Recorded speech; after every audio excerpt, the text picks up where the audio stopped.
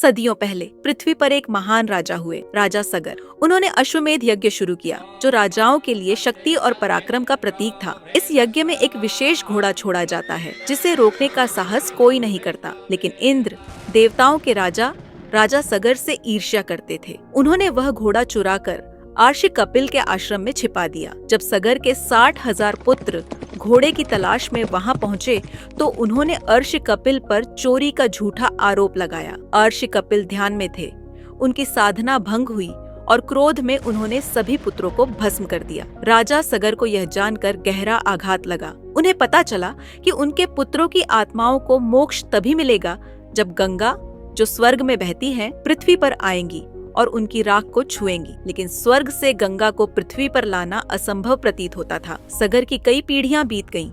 उनके वंशज राजा भगीरथ ने यह संकल्प लिया कि वे गंगा को पृथ्वी पर लाकर ही रहेंगे। उन्होंने कठिन तपस्या शुरू की।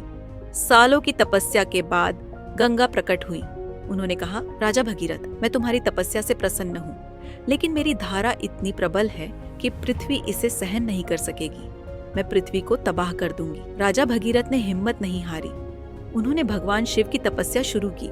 वर्षों बाद शिव प्रसन्न हुए और वचन दिया, मैं गंगा की प्रचंड धारा को अपनी जटाओं में धारण करूंगा और धीरे धीरे पृथ्वी पर प्रवाहित करूंगा। गंगा स्वर्ग से पृथ्वी पर उतरी, लेकिन शिव ने उनकी प्रचंड धारा को अपनी जटाओं में कैद कर लिया। राजा भगीरथ ने फिर भगवान शिव से प्रार्थना की। शिव ने अपनी जटाओं से गंगा को मुक्त किया और उन्हें धीरे धीरे प्रवाहित होने दिया। गंगा ने भगीरथ का मार्गदर्शन किया। वे उन स्थानों से होकर गुजरी जहां राजा सगर के पुत्रों की राख थी। जैसे ही गंगा की पवित्र धारा ने उनकी राख को छुआ, उनकी आत्माओं को मोक्ष प्राप्त हुआ। गंगा के पृथ्वी पर आगमन ने न केवल सगर के पुत्रों को मुक्ति दी, बल्कि यह पूरी मानवता के लिए जीवन और पवित्रता का प्रतीक बन गई। लेकिन आज वही गंगा, जिसे मोक्षदायिनी कहा जाता है, हमारी लापरवाही और प्रदूषण से त्रस्त है। क्या हम उस गंगा को बचा पाएंगे जिसने हमें पवित्रता और जीवन दिया?